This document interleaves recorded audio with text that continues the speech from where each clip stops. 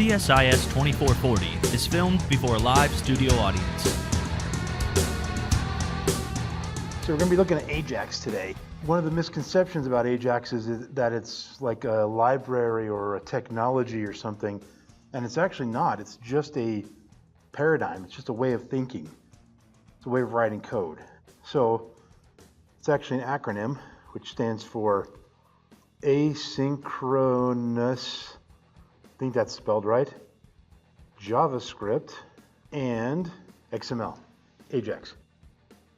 That's what it stands for. So it's just a way of thinking about programming. And this is technology, it's just by the nature of JavaScript and XML, which we'll talk about what that is in a second, but by the nature of those languages, if you put all this stuff together, you get this really cool concept in programming that's been around for a really long time.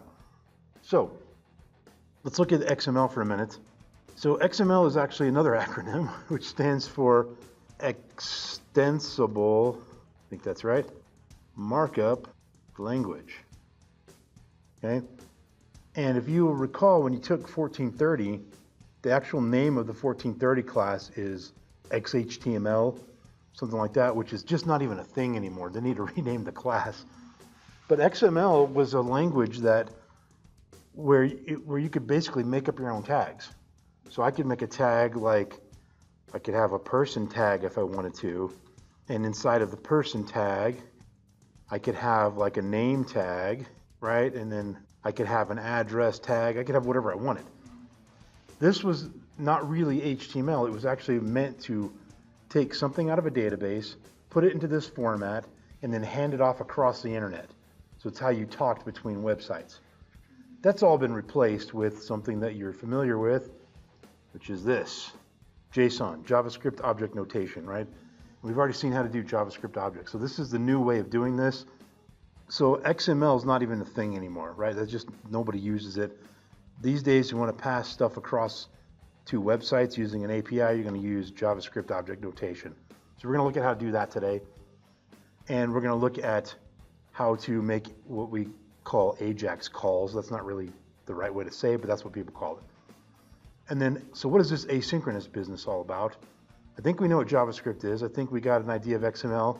I'm pretty sure I know what and is. So what is asynchronous? So it allows you to modify and update your web page without actually refreshing the page. It's pretty cool. So you can actually have stuff coming in like a live feed, basically, right? So think about when you're watching a YouTube video. That's not AJAX, but when you're watching a YouTube video, it's streaming live. It's not like the YouTube video sends you a piece of the video, then the page refreshes, then there's another piece, and the page refreshes, right? It doesn't do that. So it's all happening at the same time. So we're going to look at how to do that. Okay, so let's start a whole brand new project here. All right, so we got a simple little project here. There's nothing in it, and it's missing a head tag apparently, so let's fix that. Okay, so nothing going on here. What we're going to do is we're going to make a little teeny script that generates a random Phil Murray. Okay, so let's first just do the PHP only version of that, what that would look like, so we can have the code kind of ready. So if you remember the Phil Murray website, that's a callback from the 1430 class, but it's just a site that has random images of Bill Murray on it, right? So we can do something like this without even using PHP. You could say source equals this, www.philmurray.com, and these are just pictures of Bill Murray, the actor. And so if I refresh this page here, AJAX stuff, there we go, got a picture of Bill Murray, and it's 200 by 200, okay? I could make it 300 by 300 or whatever, and it's just a different picture. So let's make one of those just appear randomly at a random size. So that's pretty easy. We can just turn this into some PHP here, right? And we'll block that in some PHP. And then what we'll say is we'll make a variable called height, and we'll set it to some random number. And now in PHP, there's a really cool function called random, or just rand actually, and you pass it in two parameters. You pass in a minimum and a maximum. So we'll say 200 and 800. So that will generate a random number between 200 and 800. A lot easier than the way you do it in JavaScript, right? JavaScript's kind of a pain to get a range. Do the same thing for the width right there.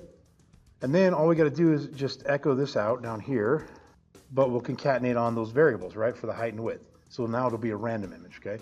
So here we go. We'll do that, and we'll put in, I can't remember if height or width comes first in the parameter there, but it doesn't really matter. So that all makes sense what's going on there, right? We're just going to generate a random image. So when I refresh it, there's a random image, different one, so forth. Okay, and they're all somewhere between 200, right? So now notice, though, of course, I have to refresh the page every time, right? And that takes a minute to refresh it. Okay? Well, we're going to do it to where we don't have to refresh the page. We'll just click a button and it generates the image. So let's start by moving this into its own file. Okay? So we'll just make a new file here, and we'll just save that in there. Call it bill.php, something like that. Okay, so here we go. We got this Phil Murray page here. And then in our index file here, we're not going to just simply include it. We're going to make a button that generates it, right? So let's start off by having a button, and we'll say make a bill button, right?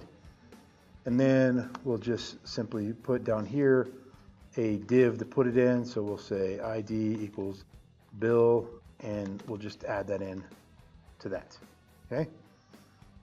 So we want to do this asynchronously. We want to make this happen without having to reload the page, okay? So let's check out how we're going to do that.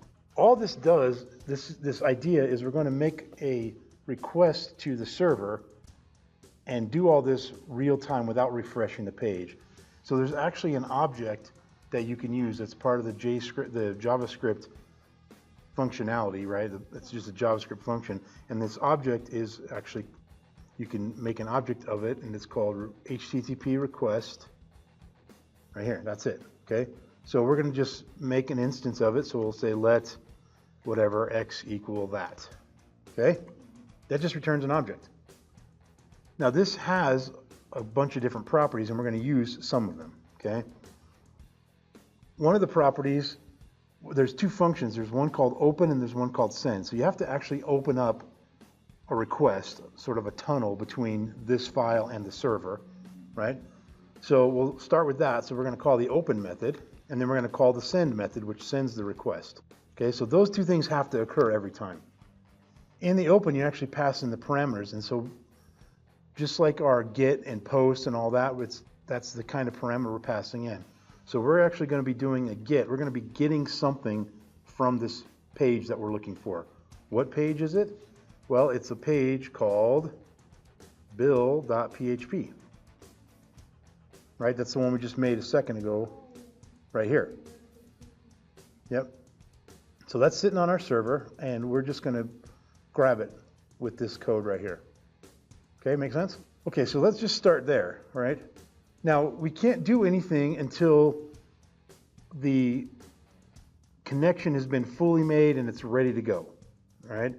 And so there's actually a parameter we can check, which is called onReady state change. Okay, so if we want here, we can console this out and see every time this changes, we can console something out to see what status it's currently in, okay? So there's a couple of properties here that we're going to be looking at. One of them is called the status, and one of them is called the ready state. This is actually an event, just like a mouse click or a button press. This is a state change. That's an event. And so every time this happens, then something happens behind the scenes, okay? Okay, so on ready state change, what we can do is whenever that happens, we're going to assign a function to it. You can actually assign a function to this variable. This is just a parameter or a variable or a field inside of this object right here. So we're going to give it a specific value, and it's going to be a function. Okay, so we're going to give it a value of the bill maker or something like that. Okay, that's a function we're going to build in just a second. So this bill maker function, say function bill maker, and inside of here, we're just going to, for now, print out the current status, okay? Because again, let's look at this in the documentation. It'll make a little bit more sense here. So we're going to be looking at these two statuses right here. Not statuses, but parameters. The ready state right here, and then the status right here. So if we go to ready state, let's look at that for just a minute. And you'll see this has a possible value of 0 through 4. What this is, it will actually, the moment you try to make a request, the very thing we did here on line 1, you'll start cycling through those statuses, right? So you'll be in ready state 0 because the open function hasn't been called yet. And then when we get to line 2, then you'll move from state 0 to state 1, right? This is all behind the scenes. It's just your file talking to the server, right? And then once the open has been called, then it's going to switch to state 2 when the send has been called, which happens on line 3. And then it's going to load, it's just loading, it's making a connection, and then finally when it's done, that's step 4. Okay? So right here, what we can do is whenever this changes, let's call this function. What's this function going to do? It's going to console.log, just for now, the ready status, or ready state, I should say. Okay, it's just going to console that value out. So what we'll see when we refresh, let's clear this out, open up the inspector. When we refresh, we should see the numbers, like we should see it transition from 0 to 1 to whatever. In fact, let's put a little thing that says ready state is, right? So we can sort of see what's going on there. Here we go, refresh, and we get an error, of course. Oh, yeah, typo. This is an object, right? We have to instantiate a new XML request, right? Okay, so let's refresh that. Go back to the console here and refresh. And now ready state is 2, ready state is 3, 4. We didn't happen to see the 0 or the 1, okay? But it did go through all of those. Yeah, it's pretty quick, all right? Let's try it again, yeah.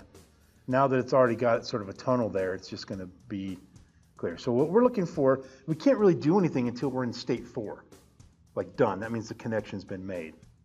So the first thing we're going to do before we can generate our build, remember that's our whole goal. When I click that button, it's going to make a build. Okay. So we want to look for if the ready state is 4, right? Ready state is equal to 4. Until that occurs, we can't do anything because nothing will happen. So let's start there. Console.log. We are ready. Okay, so refresh it and it says we're ready, right? We're good. Okay. Now remember, in a minute, we're going to make all this happen when we click a button. Right now, we're just trying to get it all connected up here, okay? The other thing is we want the status to also be ready. There's a status here, and you've seen some of these codes before. Let's go here and take a look at these. Status right here. So once we go to statuses here, we click on status code. And there's numbers here that you are probably familiar with.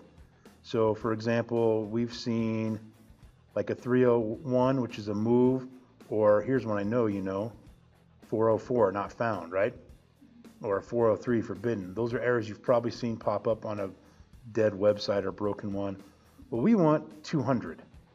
200 means it's okay, everything's good, we're good to go. So we want both of those conditions to be true. So and x.status equals 200. Now we're really ready to go, okay? So we're just setting the stage here, making a connection to the server so we can actually talk to it and pass things back and forth from it and to it. All right, so here we go, refresh. We're ready, okay? So what do we do with all this? So let's get this button here, make bill. Let's give it an ID so we can target it. ID equals bill maker. And then over here, the JavaScript, let's go ahead and say let button equal document, our favorite little thing to type here, .get, yeah, get element. And that was bill maker, right? Bill maker. And then we're going to put an event listener on this. So add event listener, and we're going to do it on mouse down, okay, when you click the mouse. And we're going to call some function here, okay? So we have to modify our code slightly here. What we have to do to modify this, all this junk right here has to occur inside of this function here that is attached to the button, right? So this is going to be weird. It's going to be like having a function inside of a function, okay? Yeah, we already have bill maker here. So we'll call this, I don't know, image maker for now until we come up with a better name. okay? And so the idea is this. All of this stuff on the screen here is going to be wrapped in this image maker function. So we'll say function image maker, and it's going to do all of this, right? All of this happens here, okay? We make the request on the outside. That's an object that we're just making on the outside. Then inside, we're going to call the open, we're going to call the send, we're going to watch for the ready state, and the ready state is going to call this function that's inside of a function. You can actually do that, no problem, okay? All right, so let's try this now. Let's refresh, no errors, and now nothing's going to happen over here till I click make a bill. Now when I click make a bill, assuming we don't have any bugs or anything, it's just going to say we're ready in the console. But you'll notice it might take a second before it actually kicks in. So click that, and actually it's pretty instant, okay? But now this is all magically wrapped up in this image maker function, right? Okay, so now let's really do the whole point of what we're trying to do. It's pretty simple.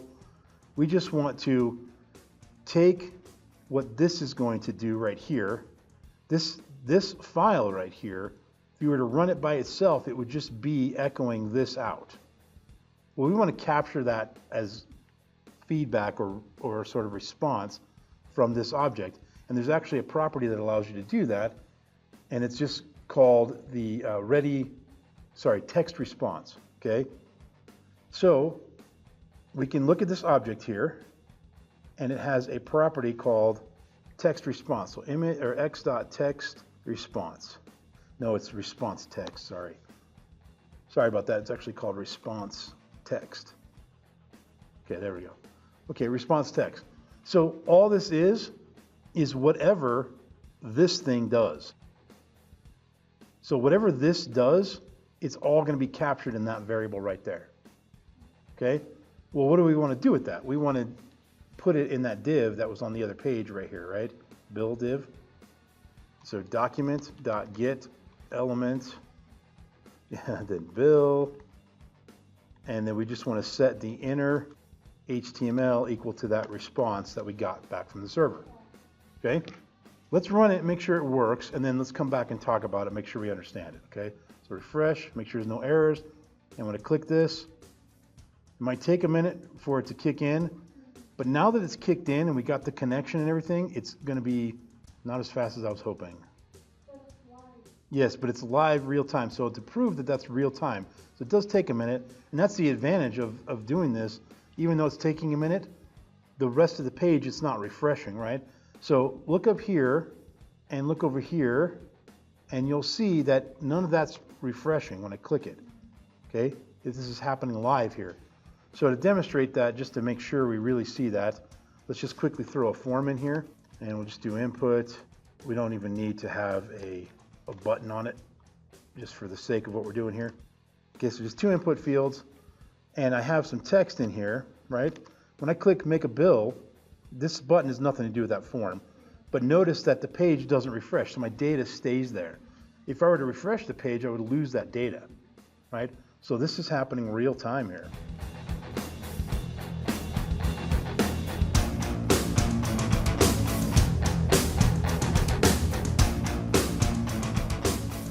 That's a good question. We're using that bill.com website. That's sort of a coincidence, right? That's all happening on the PHP. So this could just as easily been pulling something out of our own database. So right now we're not using Phil Murray's website as part of the AJAX call. We're just doing that on our server with the PHP. We're just getting some random picture, right? So, but that's just PHP, has nothing to do with AJAX. We could have done anything we wanted here. We could have just said, you know, let this equal some random image that's sitting on our own server, right? Just anything on our own server. But I just did this Phil Murray thing so we can show some interactive dynamic PHP. Maybe that PHP is dipping into our own database, right? Maybe it's doing who knows what. But the long story short is this PHP just generates a random image. Then we take our JavaScript and we go look at that PHP file and we pull it into this little piece right here dynamically. So this whole page loads, but this part right here changes dynamically with this AJAX request. So we're saying create an object which is a request. It's like start opening this tunnel to the server, right? This right here, line 2, we're just adding an event listener that doesn't really have anything to do with the AJAX per se. But then we have this function in here. Inside of here, we're going to open up a connection based on this right here, and then we're going to do our little send thing. So these two things together, they make a path between this file and the server. So it's hard to see that because this file is sitting on the server, right? We're making a path to our own server. In a minute, we're going to look at how to do that to somebody else's server. Okay, but right now we're just doing it on our own server. Because remember, here's our server right here. Here's the bill right here on our server, and then inside of here is also our own file. Okay, all right. So this now says, okay, when the state changes, then run this function here. Well, the state changed once here, and then it changed again here. And so every time it changed, this function ran. Every time it changed. It went from 0 to 1, this function ran. It went from 1 to 2, this function ran. Went from 2 to 3, it ran. From 3 to 4, it ran. Finally, when it got to 4, though, it was useful because we asked this question here, is it equal to 4? And is the status equal to 200? Both of those are true? Great. Go ahead and do this. Okay? But don't do any of that if they don't click the button, right? Because that's what's happening on line 2 is the event listener. It's looking for the mouse down. How do you feel about all that?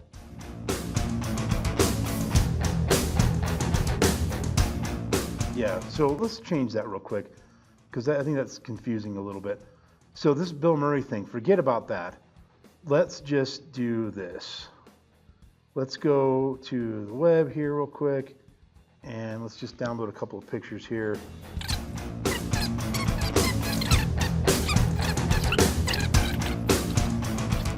Okay, so what we've done here, let's go into our project called AJAX stuff. And we'll make a folder called images. And I just downloaded 3 Metallica images right here, 1, 2, 3. I'm going to put those in our own folder. Okay. So now we're going to get rid of this whole Phil Murray business. Okay. So get rid of this. And we're just going to say source equals image slash Metallica dash 1, 2, or 3. So these images are Metallica 1 JPEG, 2 JPEG, and 3 JPEG, right? And then we need to tack on a random number. So we'll just say number equals a number from 1 through 3. Get rid of that, and then we'll concatenate this on number. Okay? So now we have a random number between 1 and 3, and it's going to generate a random Metallica image that's sitting on our server. We're not reaching out to Bill Murray or anything like that. Okay, and so hopefully we got everything working. Where's the browser? Right there. Refresh and click make a bill. See what happens. This should make a Metallica. There we go. Click it again. Different one, right?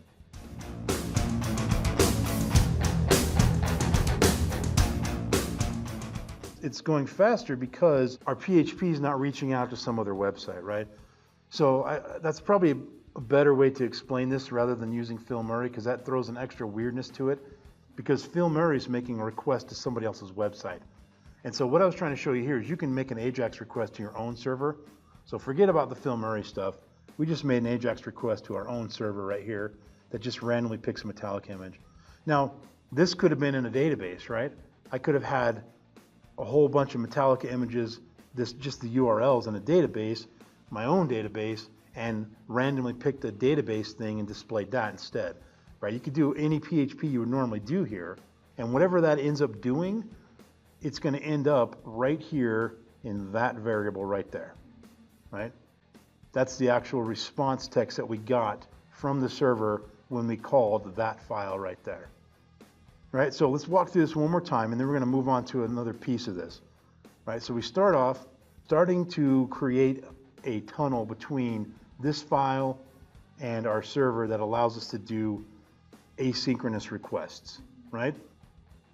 Then skip line 2 because that's just adding an event listener to the button, no big deal. But when that event listener fires, it's going to run this function here called image maker.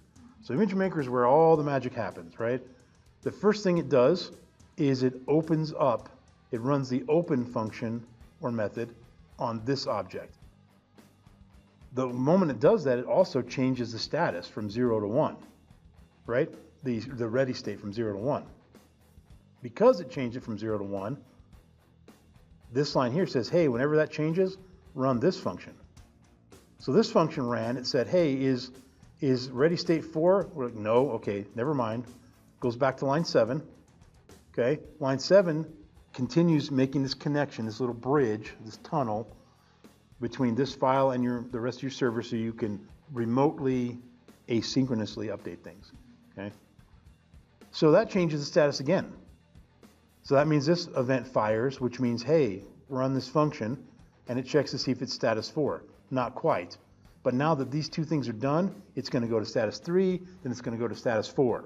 Finally, it reaches status 4, and again, because it changed, this will happen. Reaches status 4 right here, and then it also happens to be at status 200. So go ahead and grab this div, change its inner text to whatever that PHP file right there responded with. Okay? This could just be anything, right? It could just be if n equals 1, then we'll say echo p hello. So now it's just going to randomly put one of those things on there. So refresh, and it's just going to randomly say aloha, goodbye, hello, just randomly one of those things, right? Just whatever we do in here, okay? This syntax is a little tricky to wrap your head around at first, and there's actually new ways to do this, and I don't like the new ways. There's this thing called a fetch API, which is part of the JavaScript language, and then there is another way to do it with jQuery. I don't like the way either of those work, and in the end, they all use this method behind the scenes anyway. So I prefer this method. I've looked at the fetch, and everybody says it's cleaner, it's easier, and to me, it's way more confusing. So if you want to look at that and you prefer it, that's fine, but I like this better. Okay, so now what we're going to do, this is where the real power comes in, where you actually do use somebody else's API, and you're getting data from somebody else's website, right? So we're going to get data from somebody else's website, and the way that normally works is this. You contact that website and you let them know you're a developer and you want to get permission to access stuff on their site, and they give you an API key and all this stuff, right? But there's a whole bunch of free ones out there where you don't have to bother creating an account. And if you want to find them, here's a really easy way to find them. Let me close some of this stuff here. Okay, we'll just go to Google and look for APIs for beginners. That's what I was looking for. And I just chose this one right here. I believe it's 18 APIs here. This is just somebody that curated a list of these APIs, right? They're just all over the web, and somebody just found a list of a bunch of cool ones and they put them all together on this website. So we're going to look at the Star Wars one to start with.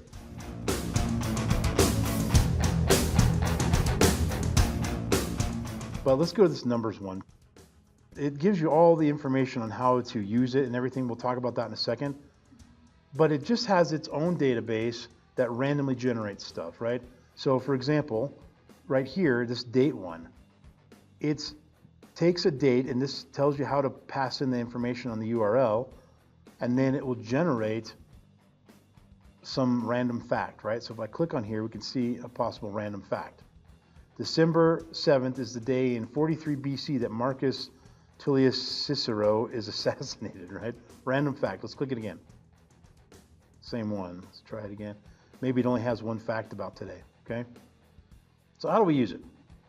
Well, down here it has all the documentation. Don't worry too much about fully understanding it, because every single web page is going to have different documentation, right? But the short version for this particular case, if we want to use the date, we literally just copy this URL right here. That's the URL we're going to use for our AJAX call, okay? So we come over here, and instead of trying to call this bill page, we're going to call this, okay? That's it. And so now when I refresh it and I click the Make a Bill button, we're going to have to rename our functions, I guess. But when I click the Make a Bill button, it's going to generate some random fact about February 29th, okay? So let's take a look at that. Refresh, and I click Make a Bill, and February 29th is the day in 1504 that Columbus uses his knowledge of lunar eclipse that night to convince Native Americans to provide him with supplies. Okay, let's click it again, and we have a different fact, right? That's just the magic of that website over there, that the numbersapi.com. It's doing all the work. It's got a database or who knows what it's got.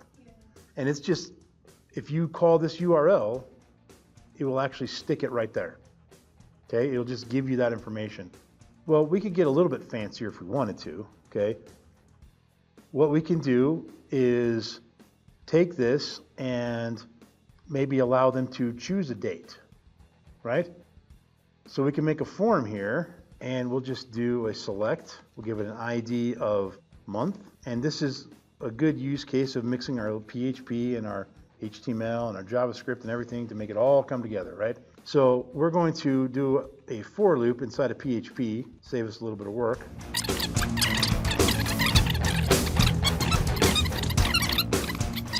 Okay, that's it. So let's just look at how that looks on our page real quick. Refresh, and now we got a drop down here, right? Okay, 1 through 12. All right, and then we'll do the exact same thing for the day of the month. And it'll be 31. And everything else should work just fine. So let's look at that. Now we got that and that, right? Okay. So let's put a button on it so it actually can work. Inside of our form, input type equals submit, and we'll say the value is equal to get quote or something like that. All right, let's look at that. There we go, get quote. We'll get rid of that make a bill thing. That's not going to be a thing anymore. And actually, keep that, and that'll be our quote. We'll get rid of that right there. Okay.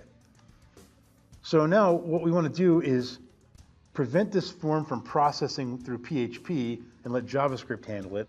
So the way you do that is in your form you say action, and this is from 1430, right? JavaScript :void 0, right? That will just prevent the PHP from processing, and it'll make JavaScript handle everything. All right, and then we're going to add an event listener to this input button, so we got to give it an ID, which will be quote getter. And now we're all set to hook up our JavaScript. Okay, so now on here we're going to say let button equal quote getter,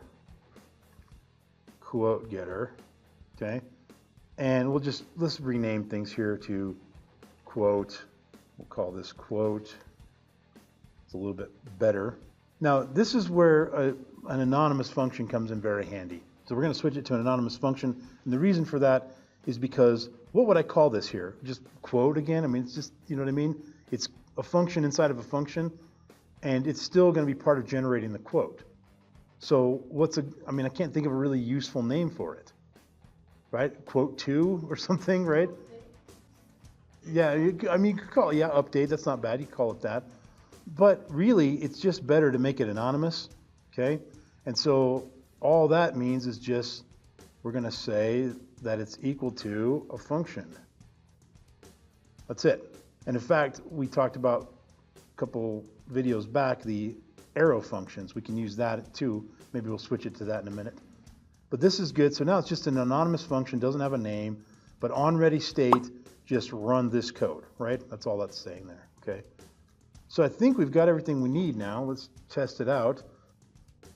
We haven't hooked up these numbers here to here yet. We need to put that in, but let's just make sure we didn't break anything.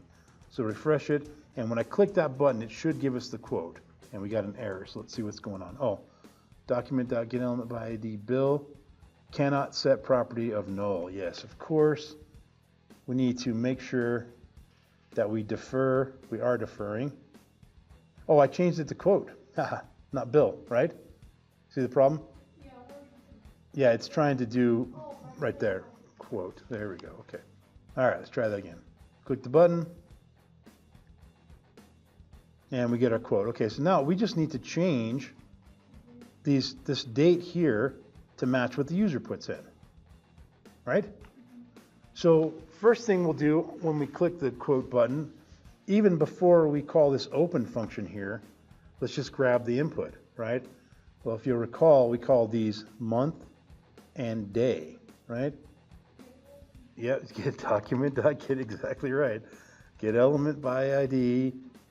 Okay, and we're going to do month, and we're also going to do day, And we'll just put some variables here. Let day equal and let month equal, right? Okay, so we've got those two things. And in fact, we can just get the full value. So value, that's what's in the field, value. And then we just got to concatenate those numbers right there, right? So that will be month. So that'll be month. And this will be day right there. That's it. That should work. That should be everything we need, other than that would allow us to try to put in the month February 31st or something like that, which is not valid. But maybe the API site we're calling will handle that for us. I don't know. So refresh it. Let's do a hard refresh. And we'll go with October 26th. Get quote. There we go. It's working. Okay. Get another quote, and there's a bunch of different ones here. Cool, right? Oh yeah, let's see what happens when we do February 31st and see if it gives us an error. It mathematically goes to March 2nd. That's interesting. Yeah, that's cool. So that's technically correct. Now I would still want to, in my own JavaScript code, prevent that, but we're not going to bother with that part of it, right? Okay. Yeah, so that's a nice, fun little API you can play around with. Now, there's one other one I want to do, because none of this has been using JSON, right? The XML of the AJAX is now, we saw the acronym was AJAX, and that X stood for XML. Well, nowadays that X is really a J for JSON, right? That just doesn't sound as good as AJAX, though. So we haven't even done the part where you use JSON, which is why I wanted to use a Star Wars one, because it would require some JSON. So let's see if we can get another one that'll let us use some JSON here. So let's go back to that Google search I did right here, and let's see if we can find a different one. Let's try the Star Wars one again to see if it's going to work. All right, so since this Star Wars API is not loading here, that's actually okay. I know the URL, and I've got it, copied it here. And so we can just put it in here. So I'm going to comment that line out, and we're going to use Star Wars right here. Okay. So normally we would go to that Star Wars API page and it would tell us this is the URL to use. But for whatever reason, it's not working. Okay. So now it's going to ignore all this. We don't need to worry about any of that, right? We can just ignore all that stuff. Okay. So let's just start with what happens when I do this, okay? Refresh it. Let's see if the API is working even. Yeah, so it is working. It's for some reason we can't load the page up, but it's working here. But look what's coming back to me. That's like an object, right? This isn't going to do us any good, right? There's a quote in there, but there's also this other stuff, right? An ID and all this. This is actually a JavaScript object, right? But it's actually in the form of a string, right? So let me show you what I mean by that. If I console that out, so rather than doing this, I'm going to console it, and you'll see this is actually not an object. Refresh. And it looks very much like an object, but it's actually a string. So if it were an object, I would be able to take this response text and do something like dot, ID or dot Star Wars quote, right? You see that there, Star Wars quote? So let's see what happens when I do that. Star Wars quote. You should be able to do that if it were an object. Okay, refresh it, get the quote, and that's undefined. Because that's not an object, it's actually a string that looks like a JavaScript object, but it's just a string, right? So instead of, a JavaScript object looks something like this, where we have the curly braces, and inside of here we have name is something, right? Well, what if we just put that whole thing into quotes? Well, now it's not an object anymore, it's just a string, right? And that's all, that website's returning a string, not an actual object. Trying to return an object across the internet is kind of messy. So what that means is we have to have a function in our JavaScript that turns it back into an object, right? And there is one, it's a simple function. So we're going to take this response text, which is just plain old text, and we're going to say, let Star Wars quote or something like that equal that response text, but we're going to use this function that's called Json.Parse, and that's going to turn it into an object. So now if I were to console out, for example, this SWQ business, you'll see it's actually an object now. Refresh, click that, and now that's an object. See how it looks? It's not a string anymore. It's actually an object. But now that this SWQ is an object, I can say Star Wars quote, and it's going to give me that actual quote now instead of undefined, right? See that?